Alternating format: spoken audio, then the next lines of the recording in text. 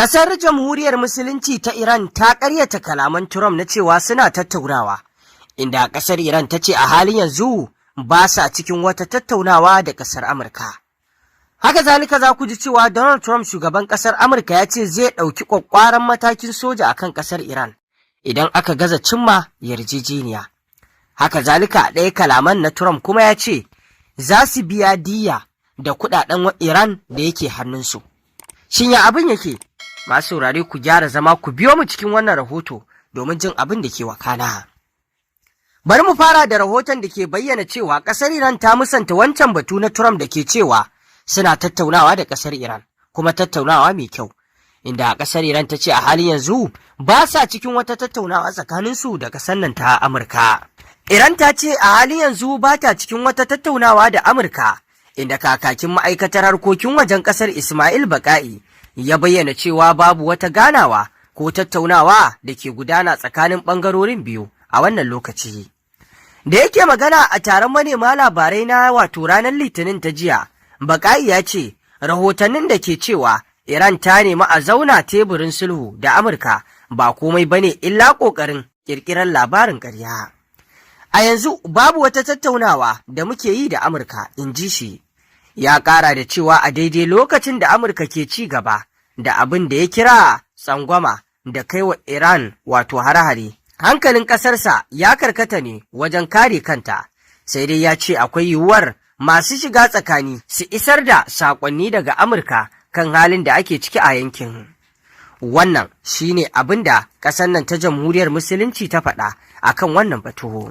Iran ta ce ba za ta bari Amurka ta ringa kai mata hari a duk lokacin da ta ga dama ba, tana mai jaddada cewa za ta mayar da martani ga duk wani hari da za a kai mata a nan gaba.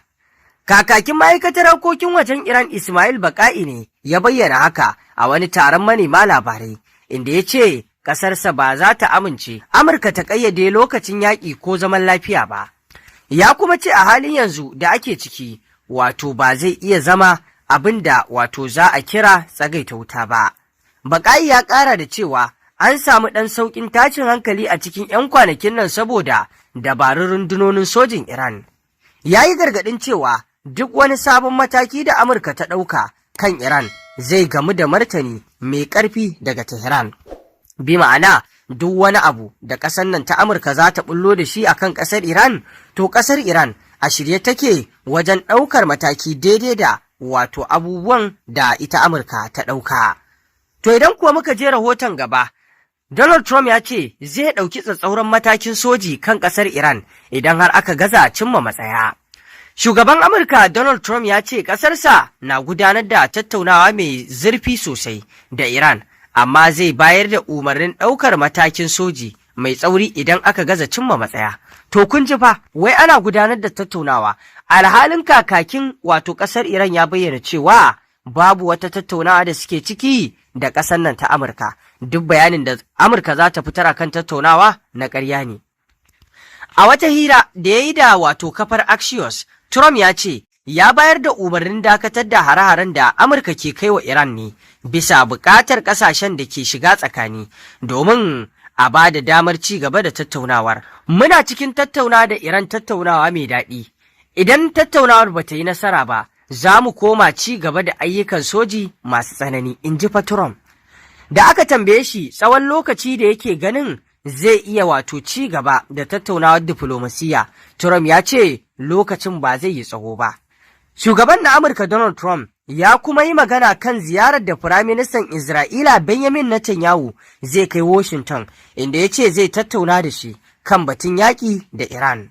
Sai dai mai magana da yawun ma'aikatar harkokin wajen Iran Ismail Baqai ya ce babu wata tattaunawa da ake yi a halin yanzu tsakanin Tehran da Washington kamar yadda na ambata muku.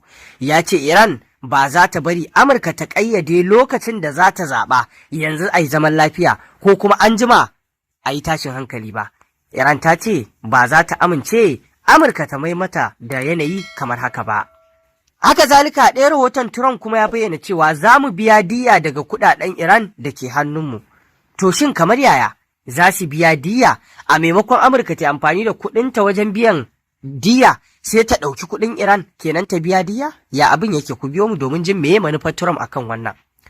Shugaban Amurka Donald Trump ya sake bayyana cewa gwamnatinsa za ta yi amfani da kuɗaɗen Iran da suke ƙarƙashin ikon Amurka wajen biyan diya da kuma wato gyaran ɓarnar da ya ce wato ta faru sakamakon yakin baya-bayan nan. Trump ya bayyana haka ne yayin da yake ganawa da 'yan jarida a cikin jirginsa, inda ya ce za a yi amfani da kuɗaɗen na Iran wajen biyan wasu daga cikin asarar da aka samu. Haka kuma, shugaban Amurka ya yi watsi da damuwar da ake nuna cewa Amurka na iya fuskantar ƙarancin wato makamai bayan shafe kusan watanni 5 tana kai harare kan Iran. Ya ce Amurka tana da tarin makamai da za su iya ci gaba da gudanar da duk wani aiki na soji idan buƙatar hakan ta taso. Trump ya ce muna da makamai masu yawa iri-iri, inda ya ƙara da cewa ƙasar tana da isassun makamai fiye da abin da za ta iya amfani da shi a kowane yanayi. Wannan shi ne saƙon da Trump ya faɗa. To sai dai mutane suna da buƙatar a fayyace masu wannan kuɗaɗe na Iran da ya ce za su ɗiba domin biyan diyyar asarorin da ya faru. Shin diyya za a biya ƙasar Iran da kuɗinta na ɓarnar da aka mata a cikin yakin kamar yadda Iran ta ci alwashin sai an biya ta diyya idan har ana son wato tattaunawa ta gama cimuwa yadda ya kamata? Shin waɗancan kuɗaɗe su za a ɗiba a biya ƙasashen yankin Gulf wanda Iran ta ringa kai masa hare-hare ɓarnar da wato aka yi wa Amurka na sansanoninta da ta ringa kai hari? Wannan abu ne da Trump bai fayyace shi ba.